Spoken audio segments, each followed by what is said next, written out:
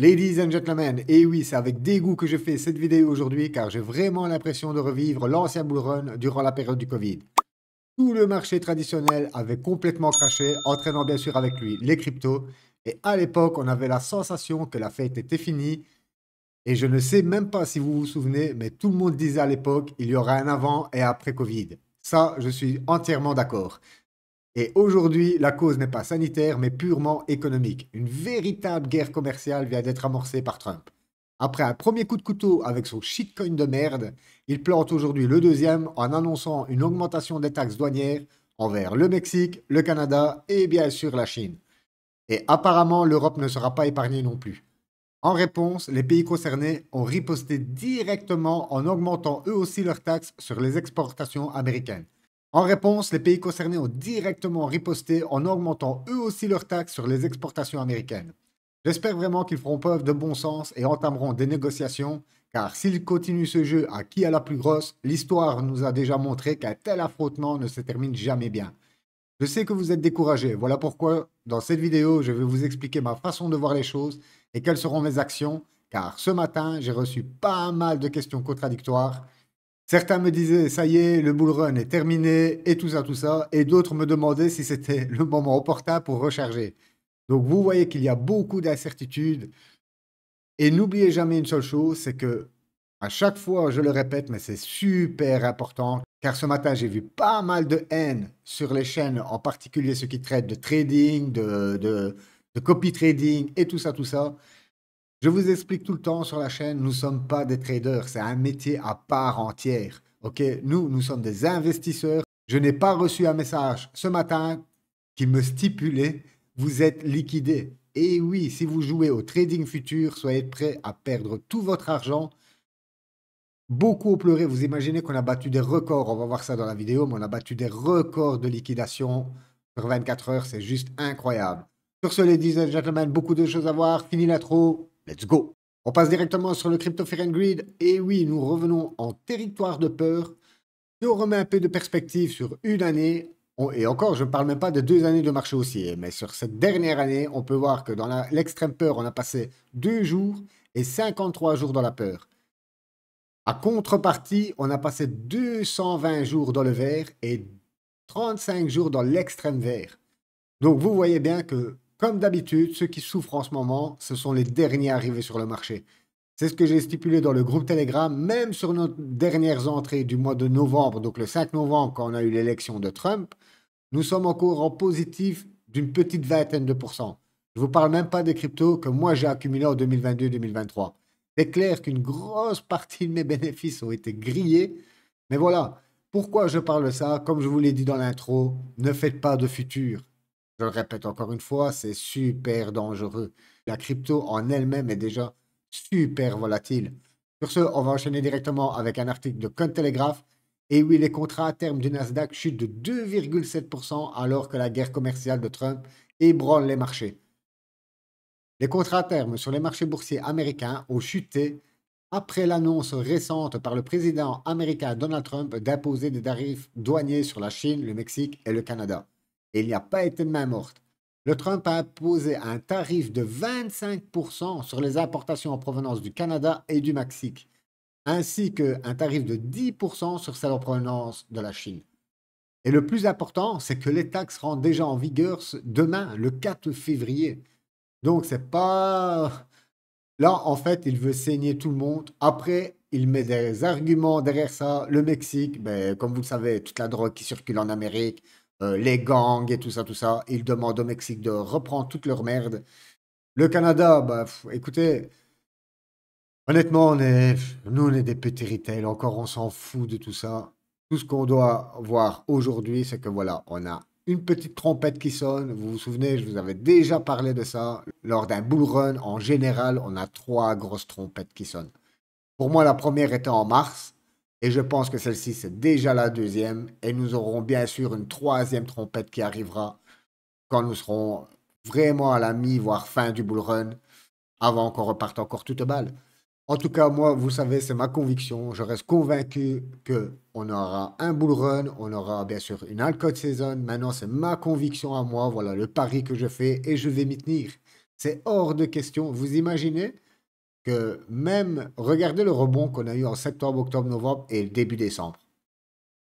On a fait des x5, x6 sur un simple rebond et sur une petite chute de la Bitcoin dominance. Parce que vous allez voir là qu'elle est repartie to the moon. C'est un truc de dingue. D'ailleurs, je vous l'avais précisé il y a à peine une semaine ou deux d'un scénario que je ne voulais vraiment pas que ça arrive. Et en fait, c'est arrivé. Donc voilà, sur ce, on enchaîne. Donc voilà, sur ce, on enchaîne. Le marché réouvre à 15 heures. Hein, ok, là, il est 14 heures quand je tourne cette vidéo. Et on peut voir que le marché doit réévaluer structurellement et significativement la prime de risque de la guerre commerciale. Les annonces du week-end étant environ 3 fois plus importantes que celles étaient envisagées, lundi pourrait être une journée difficile pour les marchés. Voilà pourquoi ce matin j'ai répondu que moi je ne rechargeais pas en ce moment. Je préfère vraiment attendre cette semaine. On est lundi, ok. On va attendre une clôture weekly pour voir comment tout ça va se dérouler. Et il précise ici que le market cap total crypto a perdu 13% pour une valeur de 450 milliards de dollars ayant quitté l'espace crypto au cours des dernières 24 heures. C'est juste énorme. Peut-être la petite bonne news, il précise aussi que les prix devraient augmenter violemment à long terme en raison de l'affaiblissement du dollar et de la baisse des rendements des titres du gouvernement américain. Ça, je vous l'ai présenté plusieurs fois dans les graphiques, c'est un truc qu'on surveille pas mal. Sur l'affaiblissement du dollar, je ne sais pas trop, car on va voir dans le graphique qu'il repart à la hausse aussi après cette dernière nouvelle. C'est toujours une question d'inflation, vous imaginez? Vous imaginez, ils vont augmenter les droits de douane. Nous, on va payer les produits bien plus chers, ok? Et vous connaissez la chanson. Tout ça va entraîner de l'inflation. Donc voilà, j'espère vraiment qu'ils vont se mettre à table et négocier et trouver une solution à tout ça. Car on peut voir ici 2 milliards 33, vous imaginez, liquidés et on peut voir que 2 milliards étaient des longues. Tous ceux qui avaient même des positions longues en levier x5, x6 qui étaient rentrés super bas, se sont tous fait rect. Donc voilà, ladies and gentlemen, gardez-vous loin de tout ça et regardez pour en remettre une couche. Vous voyez que certains sont super motivés hein, car ils pensaient qu'on avait touché un point bas. Donc voilà, ils ont repari à la hausse. Et du coup, allez, encore 562 millions de liquidés quand le Bitcoin a retouché les 91 359 dollars. C'est ce que je vous dis, les futurs, c'est pour moi, c'est juste, même en traditionnel, hein, même sur les marchés tradis, car vous pouvez mettre aussi du levier sur les marchés tradis. Pour moi, c'est juste du suicide. Honnêtement, on la connaît, la stat. 70%, voire 80% des traders sont soit perdants, soit en break-even. Donc, vous voyez qu'il faut être déjà. Et ces traders-là, c'est pas qu'ils ont un abonnement TradingView, euh, un petit abonnement premium.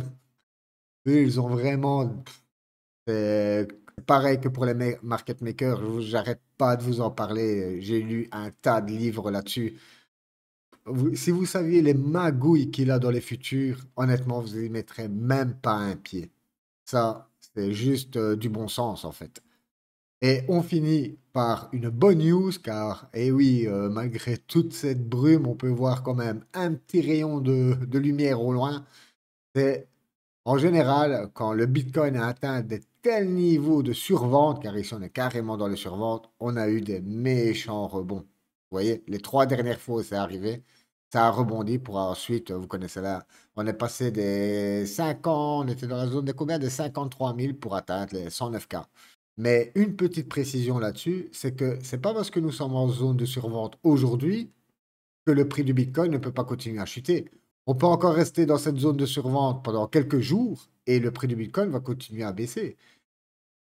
Maintenant, on va aller voir plus tard dans le graphique, mais d'ailleurs, on va aller voir tout de suite dans les graphes. Hop, voilà, on a tout de suite le Bitcoin ici. On peut voir que, en fait, moi je pensais qu'on allait venir pullback ici, vous vous en souvenez, et partir à la hausse. Et malheureusement, non, on casse cette trend. Et vous le savez maintenant, généralement, quand on revient dans une pattern, c'est pourquoi pas revisiter le support du bas. Et là, le support se situe aux alentours des 88 000 dollars dans cette région-là. En tout cas, si je passe en daily, voilà. Vous voyez que automatiquement, les 91 000 dollars sont rachetés. On est venu une fois, 2 fois, 3 fois, 4 fois, 5 fois, 6 fois, 7 fois. Mais le support est tellement énorme. On va regarder. Regardez le support de fou. Vous voyez que On Mèche, automatiquement, c'est racheté. Ici, vous avez un paquet d'ordres, que ce soit sur les futurs, bien sûr, ou même des ordres en spot, hein. En tout cas, on a un paquet d'ordres qui sont ici, qui fait qu'on a un support en titane. Donc voilà, on reste convaincu. En tout cas, moi, je reste convaincu qu'on va avoir un énorme rebond. Déjà là, on a bien rebondi. Si vous regardez, on a rebondi déjà de 3% sur une perte totale de 16%. Donc voilà, pour moi, pas de panique. Tant qu'on reste dans cette zone, on pourra encore même mécher. Regardez, si on a méché à 89K, on pourra encore très bien mécher ici, ok, pour aller chercher la liquidité qui se trouve ici. Donc pourquoi pas faire encore une mèche dégueulasse et ensuite revenir déjà réintégrer cette box et on verra plus tard. Car normalement, comme je vous l'ai dit à la dernière vidéo, le mois de février, pour les altcoins, et surtout celui de la dernière année du bull, est censé être le plus explosif. On est au tout début, voyons, comme je vous l'ai dit, regardons déjà d'ici la fin de la semaine comment tout ça va se boucler. Attendons des clôtures weekly avant de rentrer, car on peut voir que l'Ether s'est fait exploser. Regardez l'Ether. Oh là là, voilà. On va passer en weekly, hein. Voilà. Voilà. En weekly, on est venu péter ce long support qu'on avait depuis le mois de juin 2022. Et j'espère vraiment que d'ici la fin de la semaine, on va réintégrer et pourquoi pas digérer cette grosse baisse. En tout cas, moi, c'est comme ça que je le vois. Aujourd'hui, de l'Ether à 2500, c'est cadeau. Pour moi, si vous rentrez aujourd'hui sur le marché, voilà, pourquoi pas envoyer une petite cartouche? Moi, je ne peux plus me permettre de faire ça car vous l'imaginez bien, je suis à 90% investi, il me reste à peine 10% de liquidité et pour moi, je préfère aujourd'hui, j'ai encore rechargé la semaine passée, je préfère vraiment attendre des signes de reprise avant de réinvestir la moindre cartouche. Mais si j'arriverai aujourd'hui sur le marché crypto, voilà, j'enverrai les cartouches que je n'ai pas envoyées en 2022-2023. On passe directement sur le Solana. Oh là là là là là là. Alors, le Solana en weekly, c'était pareil, hein. Je vous avais dit, regardez, on était. Attends, ça, c'est pas la MA, ça, on va l'enlever. Boum, voilà. Donc, je vous avais parlé, pourquoi pas revenir ici sur la box et repartir ensuite. En tout cas, là, on est revenu sur la box, vous voyez, c'est en train d'être racheté. On est venu pile poil se poser sur la MA 50. En daily, on peut voir que je suis. Non, en weekly, que malheureusement, ici, hop, voilà, on avait cette divergence. Ok. C'est toujours bien de savoir après coup. C'est toujours comme ça, en fait. Les graphiques vous donnent vraiment la réponse quasi à la fin. Voilà pourquoi on appelle ça de la spéculation. En tout cas, aujourd'hui, vous avez un Solana à 194. Ça pourra encore baisser. Ouais, vrai, moi, j'attends vraiment cette clôture weekly, voir où on va clôturer. Si on clôture dans la box, ah, vous savez que généralement, quand on clôture dans une box, c'est pour aller déjà rechercher le niveau que vous voyez ici, la ligne bleue, aux 160 $. C'est tout à fait envisageable. Le tonne, alors lui, a explosé. Vous vous souvenez la box que je vous parlais ici, qui tenait depuis le mois de mars, ben, depuis la correction que nous avons eue, toute la correction, compris celle de l'été. Ben, regardez, aujourd'hui, le tonne a été à 3 $. C'est incroyable. Incroyable bain de sang. Beaucoup parlent de manipulation et tout ça, tout ça. Beaucoup parlent de manipulation. Et oui, les market makers, là, ils se sont régalés, les market makers. Là, sur ce coup-là, mauvaise annonce de Trump. Ok, hop, allez, on va pousser le prix bas, on va aller chercher tous les stop loss et on va aller liquider tout le monde. Et c'est exactement ce qu'ils ont fait. Regardez le TIA. Le TIA, carnage sur le TIA. Le TIA, on est revenu aux 2 $. Wow. Ça fait mal hein, quand on regarde les graphiques. 74% de perte depuis le mois de novembre. Donc on a eu une pump du mois de novembre et boum, le SUI, le SUI est venu, regardez, il est juste revenu sur le support. On en avait parlé il n'y a pas si longtemps que ça. Hop, on va le réajuster pile poil dessus. C'est racheté, ça rebondit de de 30%. Tout a rebondi de plus ou moins 30%. Mais comme je vous le dis, on pourrait très bien rebondir et pourrait aller revisiter. On ne sait pas ce qui va arriver. Il faut rester observateur.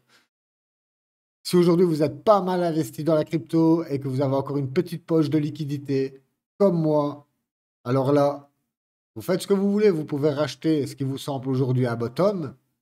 Mais pour ma part, je veux vraiment attendre des prix. Je veux vraiment voir une reprise de marché.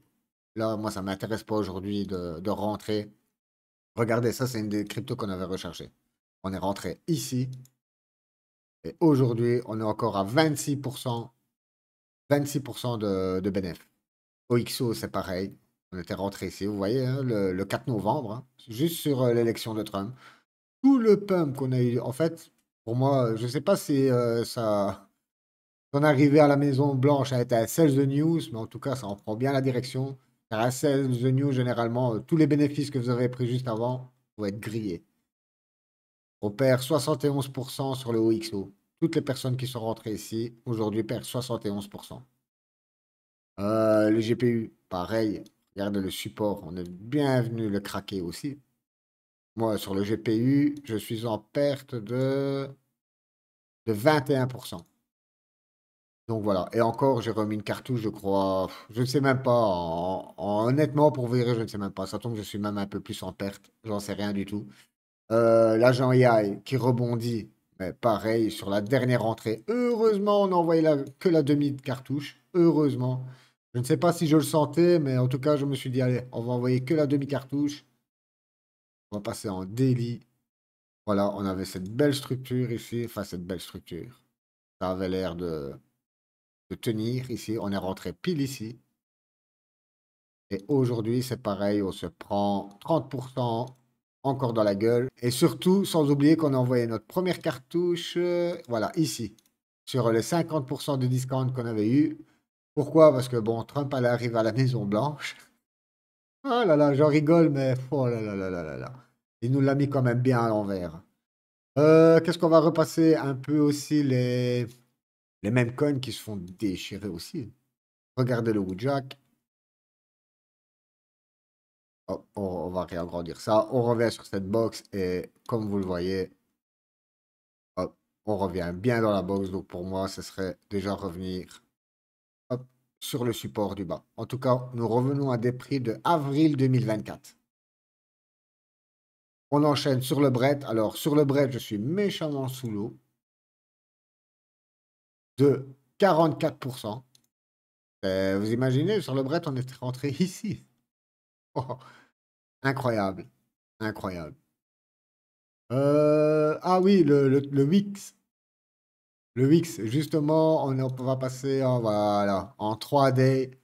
C'est exactement pareil, je vous avais dit, j'étais vraiment observateur. Et souvenez-vous, je vous ai dit pourquoi pas venir déjà retravailler dans le pire des cas la moitié de cette méchante bougie. N'empêche, on l'a vu pas mal de fois durant ces deux marchés haussiers. Quand on a une énorme bougie comme ça à la hausse, automatiquement, juste prendre son mal en patience et regarder.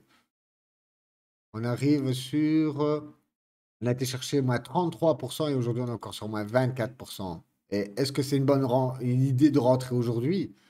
Bref, regardez, vous avez trois bougies comme ça avant deux. Généralement, on parle toujours de trois cavaliers. Voilà, ça pourrait très bien dégringoler. Voilà pourquoi je reste observateur aujourd'hui. On va passer aussi sur Aéro. Aéro tient bien. Enfin, tient bien, entre parenthèses, mais en tout cas, nous on est rentré ici. Je suis encore en positif sur Aérodrome. Hop, mais il s'est pris une correction depuis le top de 64%. Regardez, on est venu pile poil toucher cette traîne haussière que on a depuis le 4 mars 2024. Donc voilà pour Aérodrome, Metaplex. Bah, Metaplex, lui, c'est toujours pareil. Regardez Metaplex, peu importe ce qui arrive, lui, il reste toujours dans sa box. Toujours dans sa box. Enfin, je pense vraiment, si le marché repart, Metaplex, pour moi, c'est un des projets qui va juste exploser. C'est incroyable comment une crypto peut rester allez, de marbre face au marché. Aujourd'hui, on a des cryptos qui ont dégommé. Et on va regarder quand même depuis le top. On est à 49% de discount. On repasse le drift. Alors lui, il s'est fait éclater. Regardez, même configuration. Vous voyez toutes ces bougies haussières. Ben là, on est carrément revenu tout travailler. Pourtant, on avait de belles patterns. Enfin, à part cette petite pattern ici, le petit triangle qu'on avait baissier. Mais ensuite, voilà, ça repartait à la hausse. On formait cet énorme triangle. Et malheureusement, on le casse vers le bas. Donc, vous voyez que c'est pas mal de toujours joindre votre analyse graphique aux fondamentaux, car oui, si vous avez une mauvaise news, vous avez beau avoir la super pattern que vous voulez, ben rien n'ira contre. Et j'espère qu'on va pas tomber. Les quelle heure? C'est encore loin. J'espère qu'on va pas tomber très bas dans le marché traditionnel tout à l'heure, qu'on va remonter, car ça va impacter directement ça. Le radium, bon, le radium, ça va, il n'a pas encore trop souffert. On a perdu 40% et au total 50%. Ça a été racheté direct. Le jupe, le jupe, lui, c'est un peu comme Metaplex. Peu importe, on tient cette traîne haussière. Hop, vous voyez, on a vu pile poil rebondir dessus. Celle-ci, on va la retirer. Hop, voilà, on tient cette traîne depuis le mois de juillet. Donc voilà, une fois revenu en bas, pourquoi pas revenir en haut. Et on enchaîne sur le dollar. En tout cas, comme vous le voyez, ça explose à la hausse. Donc notre épaule, tête-épaule, on peut lui dire goodbye en espérant, comme vous le savez maintenant, qu'on vienne pourquoi pas grappiller ici et faire un double top. En tout cas, j'espère. Le M a l'air de bien se dessiner. Voilà, ça c'est toujours d'actualité sur le dollar, donc on voit que ça repumpe. Par contre, les obligations ne bougent pas d'un iota. Au contraire, nous sommes en baisse de 4%, on avait été chercher les 5%. Même celle sur 10 ans. Regardez par contre sur 10 ans là, on a vraiment l'air de tenir notre scénario d'épaule, tête, épaule. Voilà, visez ici. Hop, on remonte et boum, on redescend. C'est trop de questions, trop de questions. Même moi, c'est pareil que vous, je suis dans le flou. J'essaie de voir plus ou moins, je regarde un petit peu tout le pétrole. En tout cas, pour moi, il est toujours en tendance baissière. On n'a pas de vraiment. Et en plus, ici, on dessine, même si on dessinerait ce genre, oh là là, ce genre de triangle, ok, généralement, c'est un triangle qui casse à la baisse. Et certains me diront, ben, quel est le rapport? Ben, tout simplement que si vous avez de l'inflation, ben, le pétrole va réagir direct. Regardez ici, c'est où ici? Boum, voilà, en fin de marché haussier, ici, en décembre 2021. Là, c'était vraiment la fin de marché haussier. Regardez ensuite le pétrole. Dès qu'on a commencé à parler d'inflation et tout ça, regardez, tout 2022, le pétrole qui a enchaîné, il avait un top à 137 dollars le baril. Donc oui, si le pétrole monte, c'est pareil que pour l'or. De toute façon, si le cash, le pétrole et l'or montent, hein, généralement, c'est trois cas en même temps, c'est jamais bon signe. Là, vous voyez bien que le pétrole continue sa tendance baissière. On va regarder le marché tradi. Et le marché tradi, on va repasser en 3D, en daily. Voilà, le marché tradi réouvre dans une demi-heure. Ah là là, j'espère que nous n'avons pas un double top et que le marché tradi va commencer à vendre. Je pense qu'aujourd'hui, ça va vendre. C'est une news du week-end. Je pense que ça va vendre sur le marché tradi tout à l'heure, les gars. Pour ça, soyez vraiment vigilants. Ok, ne pensez pas qu'on a atteint un bottom. Le S&P, c'est pareil. Oh là là là là, ça me stresse. En daily. En tout cas, on est venu pile poil refermer le gap de la semaine passée. Voilà, là, ça repart à la baisse. Non, on va rester vraiment observateur. Le Nasdaq, c'est pareil. Nvidia, enfin, Nvidia a carrément plongé, hein. Puis Nvidia, on a 120 dollars. Regardez le gap baissier. Et c'est pareil, hein, un gap baissier qu'un gap haussier. Vous voyez la violence après un gap. On pourrait très bien revenir le remplir, mais regardez juste la violence du truc, quoi. C'est incroyable. C'est la même situation pour tout. Donc, vous voyez bien qu'aujourd'hui, là, il faut vraiment rester patient, prudent, observateur. Et voyons déjà la fin de la semaine. Je pense que là, on a fait le tour de tout. Ça ne sert à rien de nous faire pleurer encore plus de ce qui est nécessaire. Donc voilà, ladies and gentlemen, si vous avez la moindre question, n'hésitez pas à dropper ça dans les commentaires. Vous savez, je suis assez réactif. Et qu'est-ce que je peux ajouter? Diamond Hands, ok? Gardez vos positions.